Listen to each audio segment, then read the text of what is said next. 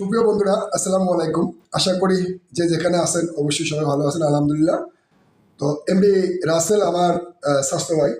তো রাসেল একজন নতুন কন্টেন্ট ক্রিয়েটর হিসেবে কাজ করতেছেন।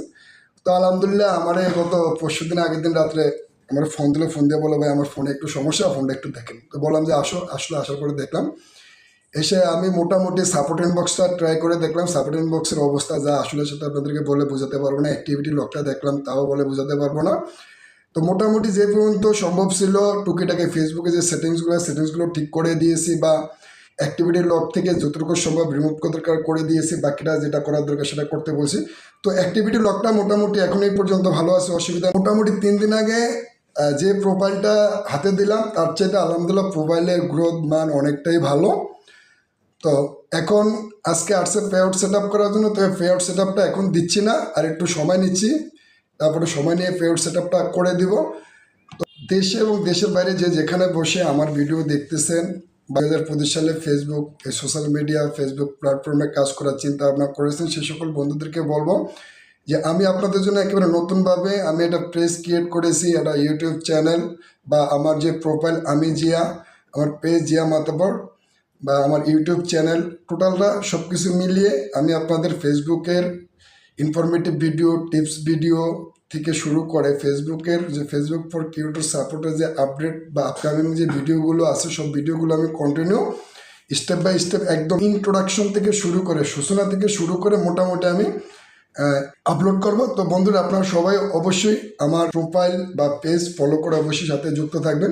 তো এখন আমরা একটু রাসেলের কাছ থেকে আগে রাসেলের পরিচয়টা আমরা একটু জানি। রাসেল, তুমি বলো, তোমার পরিচয়টা বলো আগে। আসসালামু আলাইকুম, আমার নাম রাসেল রাসেল মাতাব্বর।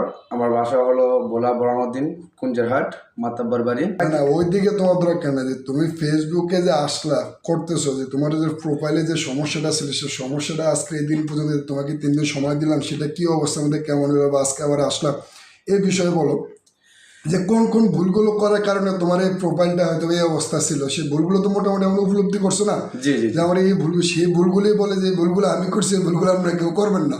মানে আমার কাছে আইসি এই জন্যই যে আমি এর আগে একটা ভিডিও আপলোড দিয়েছিলাম, যেটা হলো অনেক মানুষের কাটা ছেঁড়ার ভিডিও আপনারা আপলোড দিয়ে থাকেন। অবশ্যই এরকম ভুল আপনারা করবেন না যেটা আমি করেছি। ভুল করে কিন্তু আমি অনেক ভুক্তভোগী আজকে।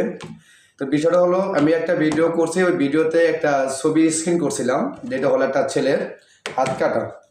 ওই হাত কাটার 3টা ছবি আমার ভিডিওতে আপলোড করার কারণে, স্ক্রিনে দিছি, ভিডিওতে দেওয়ার কারণে ফেসবুক আমার মনিটাইজেশন নিয়ে অনেকটা একটু প্রবলেম ছিল।